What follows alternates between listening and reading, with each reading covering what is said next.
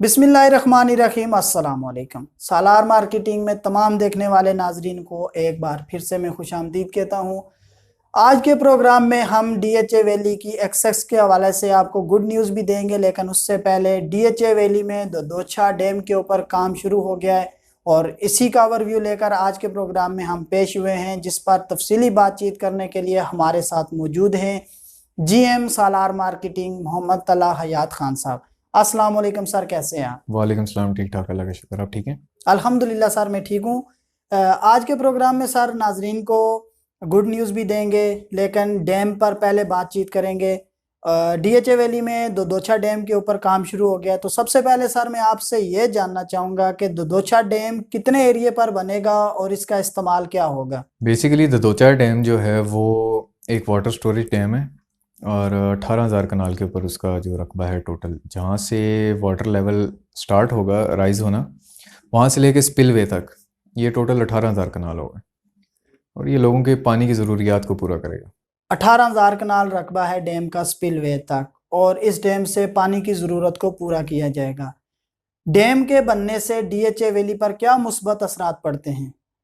दतोचा dam DHA valley को एक बहुत अच्छी लुक देगा, एक लग्जरियस क्लास देगा। बेसिकली डैम का मकसद लोगों के लिए पानी की ज़रूरियात को पूरा करना है, लेकिन आप देखें कि जब लोग वहाँ पे जाएंगे उनको एक ओपन स्पेस मिलेगी, उससे उनका मेंटल लेवल भी अच्छा रहेगा। और डीएचए वैली की जो वैल्यू थी वो काफ़ी अर्सा जो है ना उसकी वर्थ कम रही है।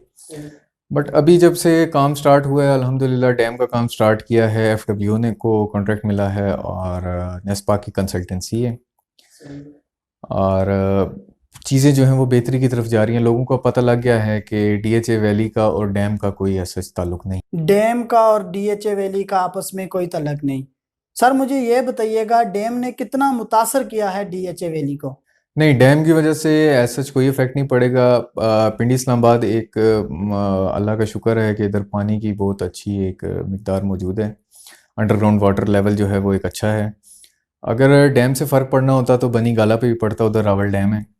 लोगों के घरों में सहम आती या इस तरह मॉइस्चर का होता है। मॉइस्चर रावलपिंडी इस्लामाबाद की हवा में बहुत है और अगर उस हिसाब से देखा जाए तो कराची में बहुत ज़्यादा मॉइस्चर है, तो इतना फ़र्क नहीं पड़ेगा। लोग आजकल पेंट यूज़ करते हैं, वो मॉइस्चर रेजिस्टेंट होता है, उससे कोई फ़र्क नहीं पड़ेगा। मॉइस्चर से कोई ख़ास फ़र्क नहीं पड़ता, ये तो ठीक हो गया। सर डैम के हवाले से मैं आपसे लास्ट क्वेश्चन करना चाहूँगा कि ये डैम कब तक तैयार हो जाएगा? डैम जब हम गए थे एफडब्ल्यू के उधर जो साइट कैंप है उस पर, उधर हमने कैप्टन साहब से इंक्वायरी की थी कि सर काइंडली थोड़ा बहुत हमें ब्रीफ कर दें, हम लोगों को इन्फॉर्मेशन देना चाहते हैं, क्योंकि सालार मार्केटिंग का प्लेटफॉर्म बेसिकली एक इन्फॉर्मेशन का प्लेटफॉर्म है। तो हम लोगों को ऑथेंटिक इन्फॉर्मेशन देते हैं, जहाँ जो चीज़ होती है वो उस टाइम पे हम लोगों को बताते हैं। उसमें कोई चीज़ गलत, अल्लाह का शुक्र है आज तक हमने जो चीज़ देखी है वो सही असेस हुई है। उन्होंने हमें बताया कि 18 माह का वक्त लगेगा और अपने सीनियर सर्वेयर को हमारे साथ भेजा और बताया। ये चीज़ हमें बाद में पता लगी कि जो एरिया है ना ब्लू बेल का और बाकी एरियाज़ हैं, उधर से पानी आ रहा है और फेज़ 5 की तरफ जा रहा है, डीएचए फेज़ 5 की तरफ। तो बीच में जो है वो डैम है, तो उससे पूरे डीएचए के सिवाय सनफ्लावर और ट्यूलिप के किसी ब्लॉक पे कोई इफेक्ट नहीं पड़ेगा। अब बात करेंगे सर डीएचए वैली की एक्सेस के हवाले से गुड न्यूज़ की, जो मैं आपकी ज़ुबानी अपने नाजरीन को सुनवाना ज़्यादा पसंद करूँगा। क्या गुड न्यूज़ है सर, बताइएगा। बेसिकली गुड न्यूज़ ये है कि डीएचए का जो एक्सप्रेस वे का मसला था और एक डैम का मसला था, ये दो मसले थे। एक्सप्रेस वे का जो रास्ता है वो उन्होंने परचेज भी कर लिया है, क्योंकि डैम का एरिया क्लियर हो गया और उस पर काम शुरू हो गया। डीएचए ने लैंड परचेज कर लिया 2 एक्सटेंशन तक, जो उनका एक्सप्रेस वे का पुराना रास्ता था, और उधर उन्होंने एक कच्चा रास्ता कटिंग करके निकाल दिया, जिस पे इंशाल्लाह जल्द वो उसको कारपेट कर देंगे। उसके बाद एक और गुड न्यूज़ है कि जो बोगनविला और ओलेंडर को रोड टच करती थी, जो उनकी एक्सेस होनी थी, वो रोड भी जो है वो तकरीबन कंप्लीट होने को है।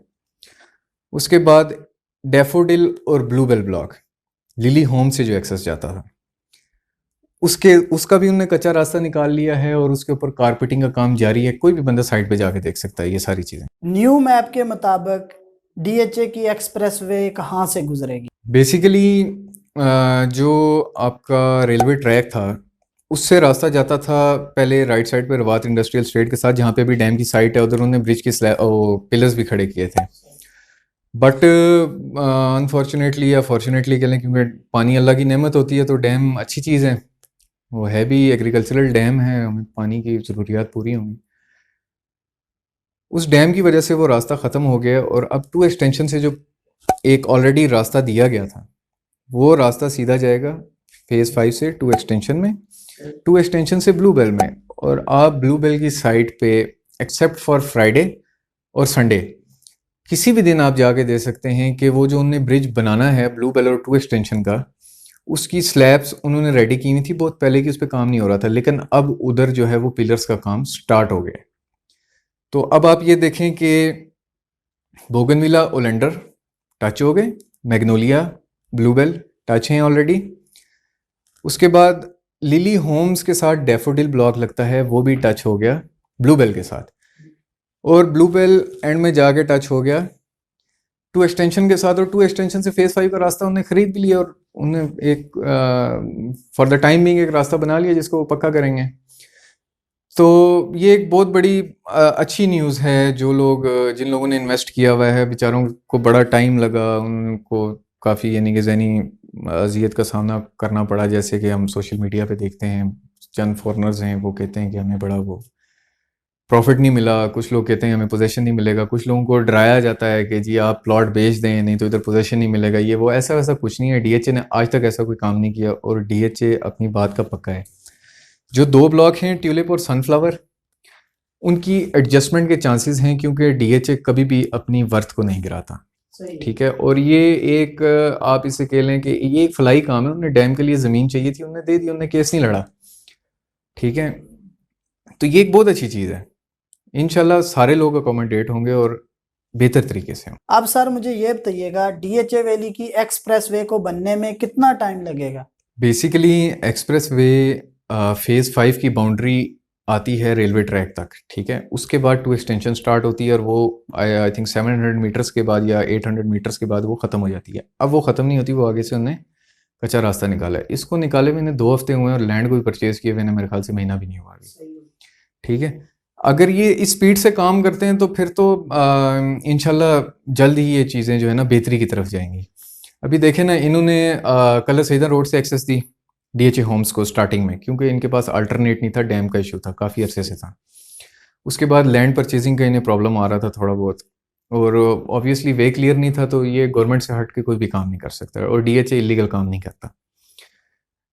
अब वो रास्ता जो है वो एक किस्म का आप समझ लें, कश्मीर से लोग आते हैं मीरपुर से, उसके बाद लोग कोटली से आते हैं, उनके लिए बहुत अच्छा हो गया।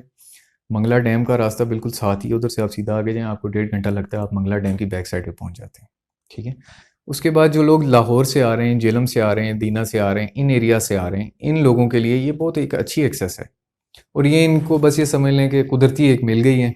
अदरवाइज़ डीएचए की जो प्रॉपर वे था वो तो यहाँ से था। तो ये इसका एक बहुत बड़ा एज है। अब इसको 3 एरिया के लोग टच करते हैं, पंजाब के, कश्मीर के और लोकल रावलपिंडी के जो रवात के लोग हैं। तो ये चीज़ काफ़ी बेहतर है। जैसे सर आपने जिक्र किया मंगला डैम का, वो तो एक बड़ा सियाहती मकाम है। तो डीएचए वैली में जब दोछा डैम तैयार हो जाएगा तो ये तो एक खुशाइन बात होगी डीएचए वैली के लोगों के लिए। इस पर आप क्या कहना चाहेंगे? एक अच्छा इन्वायरमेंट मिल रहा है, आपको फ्रेश एयर मिल रही है। आप शहर में जाएं, पोल्यूशन की वजह से सांस की बीमारियां, पोलन और इस तरह की चीज़ें आ रही हैं। ठीक है। साफ़ सुथरा पानी है आपके पास, आसपास आपकी ग्रीनरी है। ठीक है। उसके बाद लोग जहनी मरीज़ क्यों बनते हैं? एक कंजस्टेड एरिया में, सिटी में रह रह के लोग डिप्रेशन के पेशेंट बनते हैं।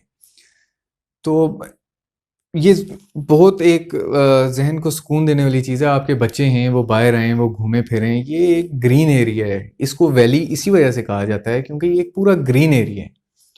और इसमें एक ग्रूमिंग की, आपके बच्चों को ग्रूमिंग की, आपके अगर आपका कोई मेंटल पेशेंट है, कोई डिप्रेशन का पेशेंट है, उसको ग्रूमिंग की एक बहुत अच्छी अपॉर्चुनिटी मिलती है। सिर्फ वैली को आप कह सकते हैं बदनाम होने की वजह, सिर्फ जो मेजर रीज़न जो जहाँ तक हमारी असेसमेंट है उसमें, एक डेवलपर हैं जो कि डीएचए नहीं है, डीएचए ने कॉन्ट्रैक्ट किया था थर्ड पार्टी से। नाम लेना अच्छा नहीं होता, लोग एतराज़ करते हैं। उसके बाद सेकेंडली ददोचा डैम का इशू था और थर्डली जो है ना डीएचए एक्सप्रेसवे का इशू था। क्योंकि डीएचए एक्सप्रेसवे ददोचा डैम के पास से होकर आनी थी, डीएचए के 2 सेक्टर लगते थे, तो डीएचए उधर फंस गया था। तो अब चीज़ें बेहतरी की तरफ जा रही हैं। आखिर में सर आपका बहुत बहुत शुक्रिया, आपने अपना कीमती वक्त हमें दिया। Most welcome. जी तो नाजरीन, आज के प्रोग्राम में इतना ही। मुझे उम्मीद है आज का प्रोग्राम आपको ज़रूर पसंद आया होगा।